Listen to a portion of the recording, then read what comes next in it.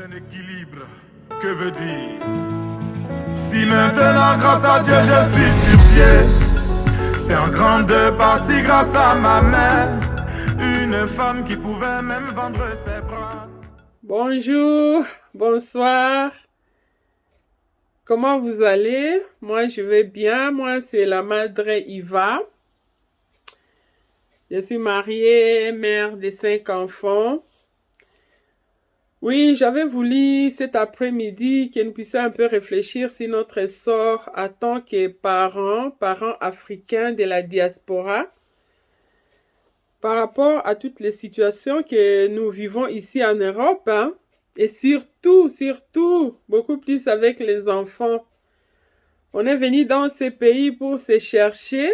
Il s'est fait qu'on s'est établi ici, on a eu des enfants, et puis d'un coup, on commence à perdre nos repères. C'est-à-dire qu'on n'est plus là-bas en Afrique. Et ici, il s'avère aussi qu'il y a des gens qui ne se retrouvent pas. Voilà. On va devoir réfléchir ensemble, hein, nous donner des idées. Qu'est-ce que nous devons faire? Et là, je voulais beaucoup plus que nous puissions nous positionner pour nos enfants qui sont nés ici en Europe. Parce que c'est un cas. Je crois que chaque parent est en train de vivre ça d'une manière individuelle. Hein? Mais si nous continuons comme ça, on est en train de se détruire. Parce que si nous regardons de près, il y a des parents qui meurent, surtout les papas, avec les structures de ces pays, là où on met les enfants en exergue et les parents n'ont rien à dire. Ce sont les mamans, les enfants qui ont la priorité. Nous devons nous aider, nous devons nous soutenir parce que nous avons notre origine, nous avons notre culture, nous avons nos valeurs. Et si on ne fait pas attention, nos enfants n'auront pas nos valeurs. Et c'est notre rôle de faire quelque chose pour ces enfants, les enfants qui sont nés ici. Il faut que nous puissions nous lever pour que nous puissions apprendre à nos enfants nos valeurs. Nous devons fournir cet effort-là. Moi, je suis choquée. Il y a un enfant, cet enfant maintenant a plus de 20 ans. Quand l'enfant avait 16 ans, on était en train de parler. Cet enfant m'a dit, oui, moi, j'ai vraiment honte de mes parents. J'ai honte. Si je suis avec mes amis, j'aime pas. Même si je vois ma mère, je vais me cacher. Surtout si elle veut venir dans notre école, surtout si elle s'habille à l'africaine, c'est porter surtout les boubous. Waouh, ça m'énerve, j'ai honte. Mais regardez-moi ça, mes amis. Regardez. Mon cœur a saigné. Moi, j'ai dit, sûr, oui, je n'aime pas que ma mère vienne à notre école. Je n'aime pas que mes parents viennent à notre école. Mais qu'est-ce qui se passe dans la vie de nos enfants? D'où vient ce complexe d'avoir peur de tes parents, d'avoir honte de tes parents? Et qu'est-ce que nous devons faire pour que nos enfants soient fiers de nous en tant que parents?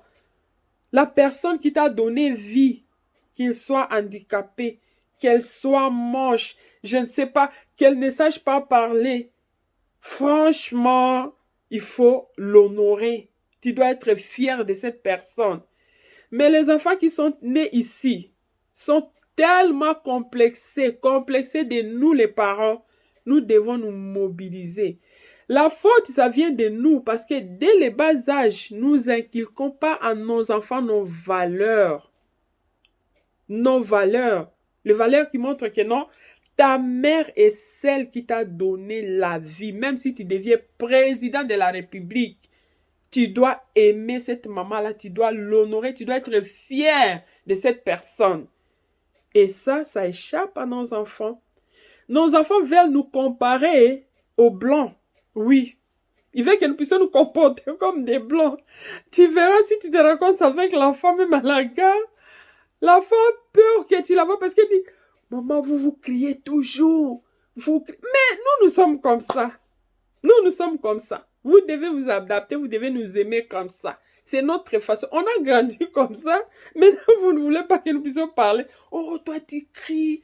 Oh, telle personne m'a vu la crier. Vous parlez à haute voix dans votre dialecte. Oui, mais moi, je crois. Nos enfants peuvent transformer cela en bien pour nous faire du bien. Et moi, je pense, mes bien-aimés, nous devons réfléchir pour nous positionner. Ceux-là, ce sont nos enfants à nous. Les enfants que nous avons élevés maintenant, ces enfants sont devenus comme les enfants de l'Europe parce qu'on dit les enfants de l'Europe. Moi, je me pose la question, où se trouve la maternité de l'Europe, là où on peut apprendre les enfants? Si ce n'est que nous qui avons conçu ces enfants et nous sommes allés à la maternité et ces enfants deviennent maintenant leur identité pour dire, vous savez, les enfants de l'Europe sont comme ça. Non, non.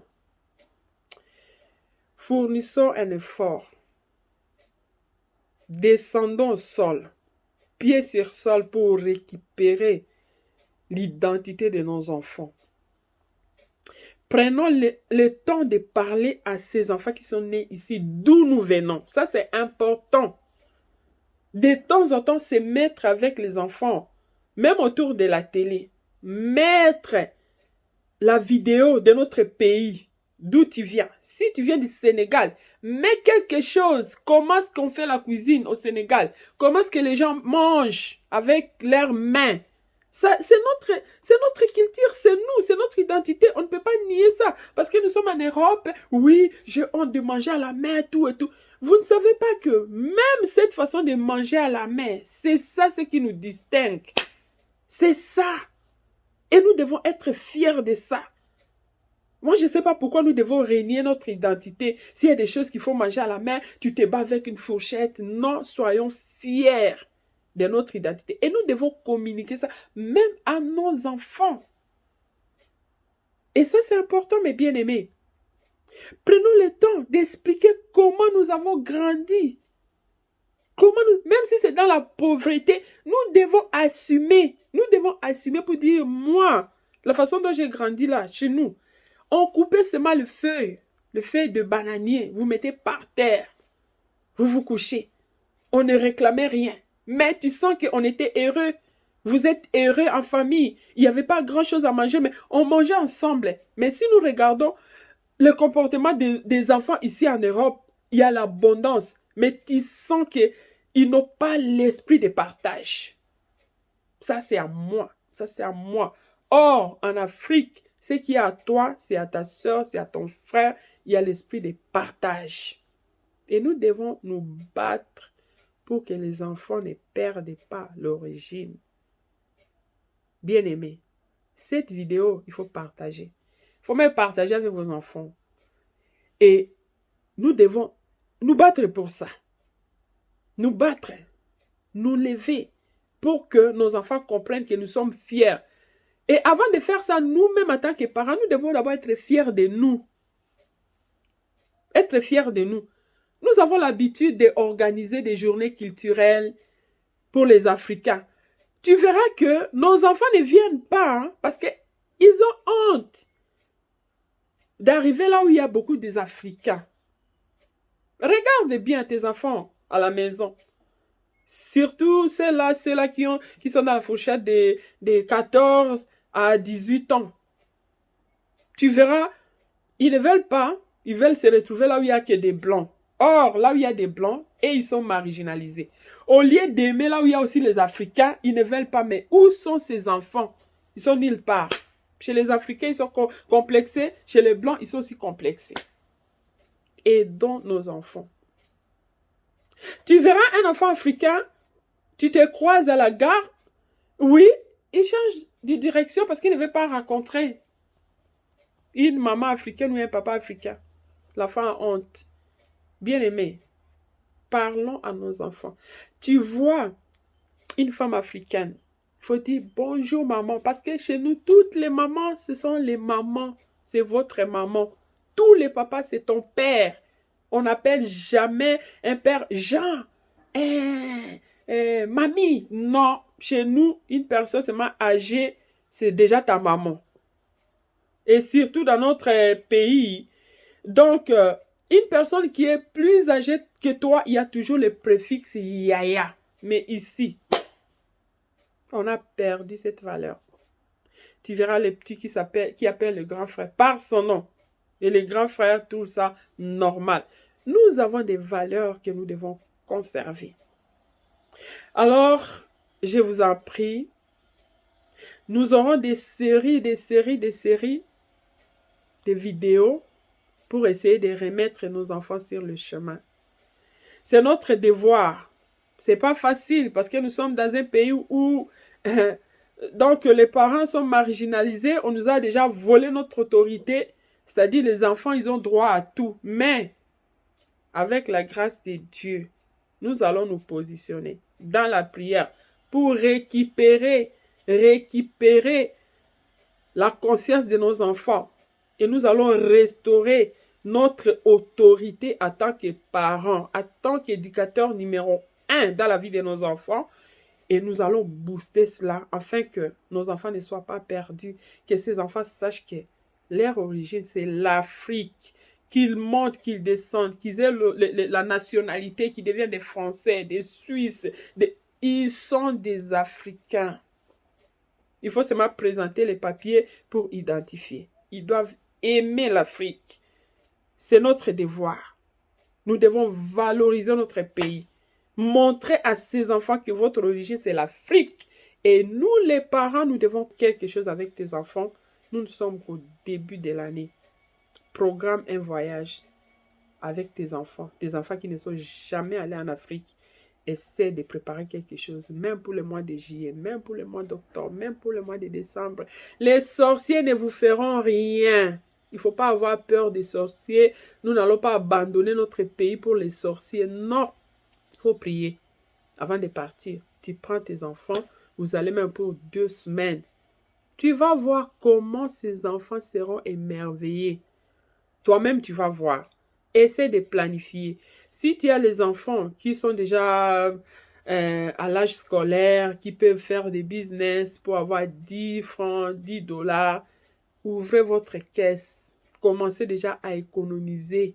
Réservez vos billets en famille. Prenez votre avion, allez en Afrique. Raison pour laquelle, vous les parents, ne coupez pas les liens avec l'Afrique. Ne coupez pas. Ne coupez pas, il y a des parents qui sont ici, 10 ans, 20 ans, 30 ans. Mon frère, tu ne pars pas au pays. Tu sais ce qui se passe là-bas maintenant? Hein? Il y a des choses qui ont beaucoup évolué. Vas-y, va voir. Ça va t'inspirer aussi d'autres choses. Ok? Moi, je viens encourager une personne.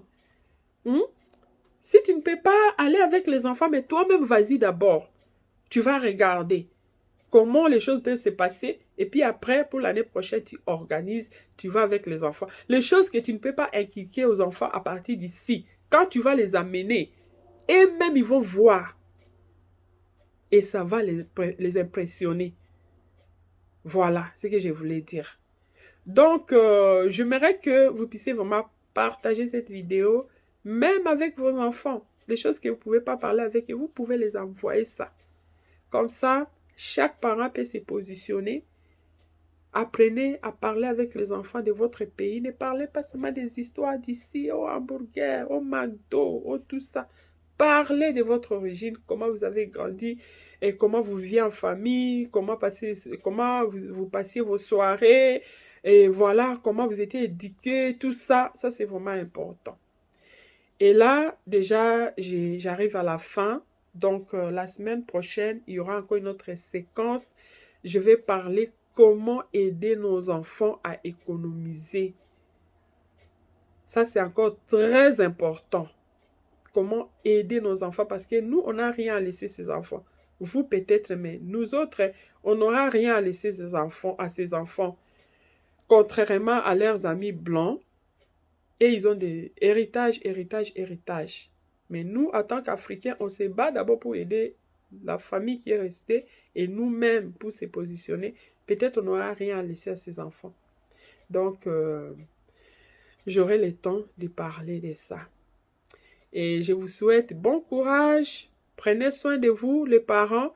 Ne prenez pas trop de soucis pour ces enfants. Sinon, vous allez faire des crises. Il faut relativiser, il faut prier pour ces enfants afin que Dieu les touche et qu'ils aient l'amour pour nous les parents et que nous aussi on les aime.